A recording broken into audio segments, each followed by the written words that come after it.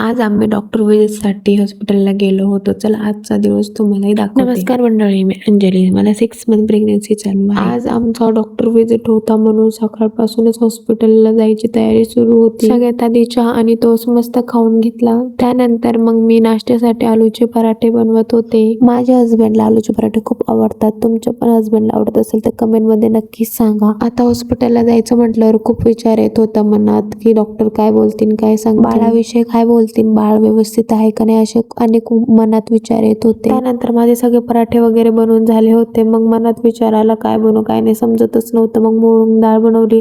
काही नाही, मी खूप सिंपल पद्धतीने बनवते. कांदे टमाटे मिरची वगैरे टाकून मस्त मूग डाळ. हॉस्पिटलला जायचं होतं म्हणून सगळ्यात अगोदर नाश्ताच करून घेतला. त्यानंतर सगळे डॉक्युमेंट्स वगैरे व्यवस्थित आहे का नाही, फाईल वगैरे व्यवस्थित आहे का नाही ते बघितलं. त्यानंतर मग मी रेडी वगैरे झाले, काऊन की बराच वेळ झाला होता निघायला. काय मी फटकन रेडी वगैरे झाले आणि लगेच हॉस्पिटल जाण्यासाठी निघालो. हॉस्पिटलमध्ये गेल्यावर आधी थोडा वेळ वाट पाहावी लागली. त्यानंतर डॉक्टरांना भेटलो. आज सोनोग्राफी तर नव्हती, हा फक्त नियमित फॉलोअप होता. डॉक्टरांनी मला विचारलं तुझी तब्येत कशी आहे, काही त्रास आहे का, औषध वेळेवर घेत आहे का, अशा गोष्टीबद्दल विचारलं. त्यानंतर पुढेही योग्य आहार घ्या, पुरेशी विश्रांती घ्या आणि औषध वेळेवर घ्या असा सल्ला दिला. त्यानंतर ते बोलले तुला 7व्या महिन्याची सोनोग्राफी करावी लागणार, तू 8 दिवसानंतरही करू शकते किंवा 15 दिवसानंतरही करू शकते.